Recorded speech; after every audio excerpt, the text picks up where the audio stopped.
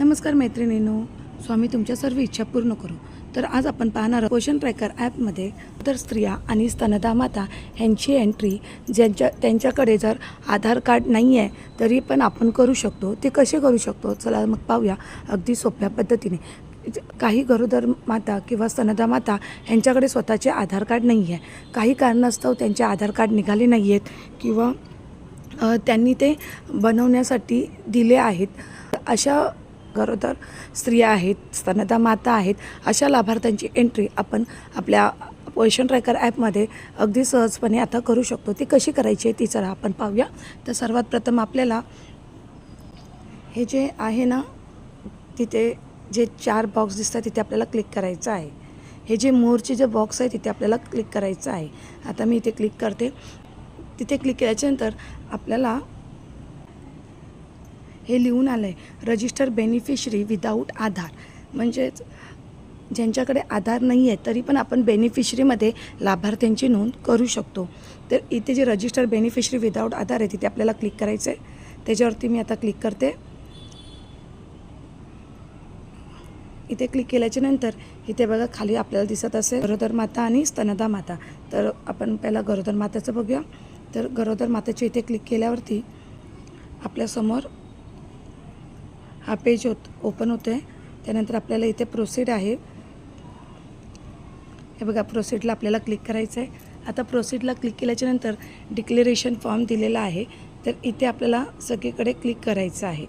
त्यानंतर does the beneficiary have Aadhaar enrolment number, म्हणजे त्यांनी बनवायला दिला आहे का. तर बनवायला दिल्यावरती ना त्यांच्याकडे एक पावती येते. म्हणजे जेव्हा ते गरोदर माता किंवा स्तनदा माता आधार केंद्रावरती त्यांचं आधार कार्ड काढायला जातात तेव्हा त्यांची नोंदणी केली जाते. जेव्हा नोंदणी होते त्यांची तेव्हा त्यांना एक पेपर दिला जातो. तर तो पेपर त्यांच्याकडे आहे का, असल्यास आपण इथे होय करायचं आणि जर तो पेपर नसेल तर आपण इथे नाही करायचं. तर आता इथे आपण होय केल्याच्यानंतर इथे बघा yes if enter Aadhaar enrolment number. तर तो जो नंबर त्यांना मिळतो ना तो आपल्याला ह्याच्यामध्ये टाकायचा आहे. हे बघा ह्या रकान्यामध्ये तो नंबर टाकायचा आहे. आणि त्यानंतर इथे ना ती जी पावती मिळते त्या पावतीचा फोटो इथे आपल्याला अपलोड करायचा आहे. त्यानंतर आता तिच्याकडे ते पावती नाही आहे, म्हणजे तिच्याकडे आधार कार्डच नाही आहे आणि ती गेलीसुद्धा नाही आहे आधार कार्ड काढायला. तर मी आता इथे काय करणार आहे, नो करणार आहे. तर आता समजा आता आपण नोला क्लिक करूया. तर नोला क्लिक केल्याच्यानंतर प्रोसीड आहे तिथे आपल्याला क्लिक करायचं आहे. त्यानंतर बघा इथे आपल्यासमोर हा पेज ओपन झाला आहे. आता इथे आपल्याला हा जो रकाना आहे तिथे आपल्याला एंटर मोबाईल नंबर, ती जो मोबाईल नंबर वापरत आहे तो तिचा मोबाईल नंबर ह्यात टाकून घ्यायचा आहे. त्यानंतर इथे काय लिहिलं आहे प्रूफ ऑफ आयडेंटिटी. तर हे जे आहे ना ॲरो तिथे आपल्याला क्लिक करायचं आहे आणि तिच्याकडे काय काय प्रूफ आहेत ते बघूया आपण. हे बघा इथे क्लिक केल्याच्यानंतर हे सगळे प्रूफ जे डॉक्युमेंट्स आहेत त्या लाभार्थीकडे आपल्याला ह्याच्यातून एक सिलेक्ट करायचं आहे आणि त्याच्यामध्ये आपल्याला ते टाकायचं आहे. जसं की बँक पोस्ट ऑफिस पासबुक, म्हणजे बँकेचं किंवा पोस्ट ऑफिसचं पासबुक आहे का, किंवा पॅन कार्ड आहे का, नंतर पासपोर्ट आहे, नंतर रेशन कार्ड. तर रेशन कार्ड असेल तर ते सुद्धा तिथे आपण क्लिक करू शकतो. Voter I D. तर आता आपल्याला ह्याच्यातलं जे आहे म्हणजे हे अशा प्रकारे आपल्याकडे येऊन जाणार आहे. त्यातलं आपल्याला एक सिलेक्ट करायचं आहे. तर आपण लाभार्थ्याला विचारायचं आहे, म्हणजे जी पण गरोदर स्त्री असेल तर तिला विचारायचं की तुझ्याकडे ह्यातलं कोणतं आहे आणि तिच्याकडून तो फोटो आपल्या मोबाईलमध्ये घ्यायचा आहे. तर आता समजा तिच्याकडे रेशन कार्ड असेल तर मग मी रेशन कार्डला क्लिक करेन. की समजा तिच्याकडे पॅन कार्ड आहे तर आपण पॅन कार्ड घ्यायचं. तर समजा बँकेचं पासबुक असेल किंवा रेशन कार्ड आहे तर ते रेशन कार्ड टाकायचं. त्यानंतर प्रूफ ऑफ आयडेंटिटी नंबर. आता इथे ना रेशन कार्डचं किंवा जो देखील आपण आयडेंटिटी म्हणून जे टाकणार आहोत त्याचा जो नंबर असतो तो नंबर आपल्याला इथे टाकायचा आहे. आणि नंतर हे जे अपलोड प्रूफ ऑफ आयडेंटिटी ते इथे जे आहे ना तिथे आपल्याला ते प्रूफ ते अपलोड करायचं आहे. हे बघा इथे क्लिक केल्याच्यानंतर हे ना आपण एक तर कॅमेरामधून त्याचा फोटो काढू शकतो किंवा गॅलरीमधून. तर आता त्यांना सांगायचं त्या लाभार्थीला की तुम्ही मला फोटो पाठवा. तर तिचा फोटो आपल्या गॅलरीमध्ये सेव्ह करून घ्यायचा. त्यानंतर गॅलरीमध्ये जायचं आणि हे बघा इथे आता हे रेशन कार्ड आहे तिचं. तर तो रेशन कार्ड मी तिथे अपलोड करणार आहे. आता इथे मी डन करते. आता हे बघा इथे तिचं येऊन गेलेला आहे. जर कॅन्सल करायचं असेल, समजा आपल्याला दुसरं डॉक्युमेंट टाकायचं असेल तर आपण इथे जाऊन ते कॅन्सल करू शकतो. आणि जाऊन जर आपल्याला तो फोटो नको असेल, आपल्याला चेंज करायचा असेल तर इथे जाऊन आपण तो चेंजसुद्धा करू शकतो. त्यानंतर हे सर्व झाल्याच्या नंतर इथे आपण प्रोसीडवरती क्लिक केल्याच्या नंतर तिची नाव नोंदणी होऊन जाणार आहे विदाऊट आधार कार्डशिवाय, म्हणजे आधार कार्डची आपल्याला गरज नाही आहे. ठीक आहे मैत्रिणींनो, आता पुढचं बघूया स्तनदा माता. तर आता मी इथे जाते.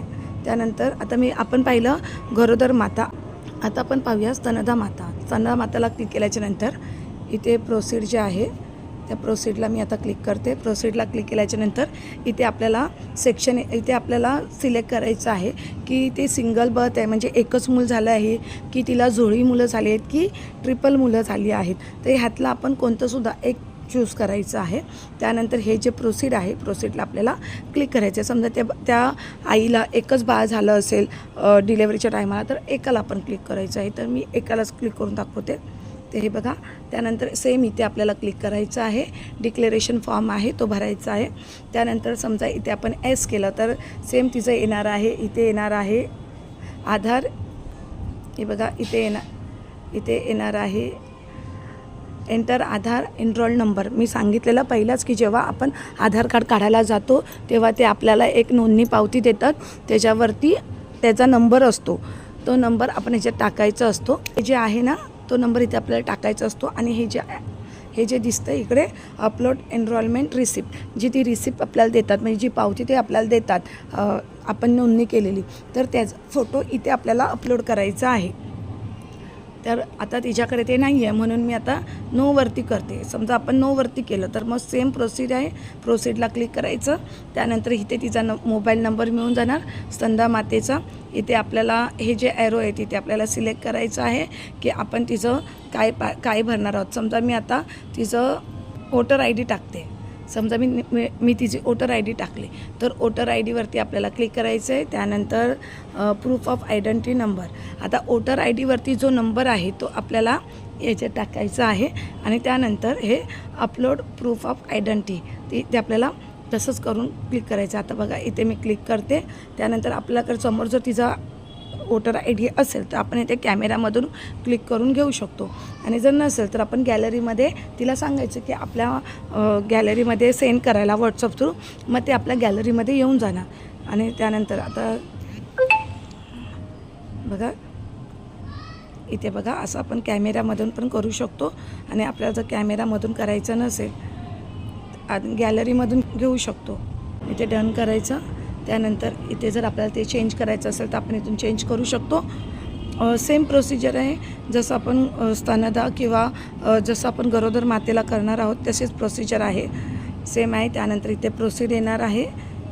इथे जे प्रोसीड आहे तिथे आपल्याला प्रोसीडला क्लिक करायचं. अशा प्रकारे तुम्ही स्तनदा माता आणि गरोदर स्त्रिया यांचे विदाऊट आधार कार्डशिवायसुद्धा एंट्री अगदी सोप्या पद्धतीत करू शकता. तुम्हाला जर माझी ही माहिती आवडली असेल तर लाईक, शेअर्स आणि कमेंट्स करायला विसरू नका. तुम्ही माझा व्हिडिओ कोणत्या गावातून बघताय किंवा कोणत्या शहरातून बघताय हे सुद्धा कमेंट्समध्ये नक्की सांगा. धन्यवाद.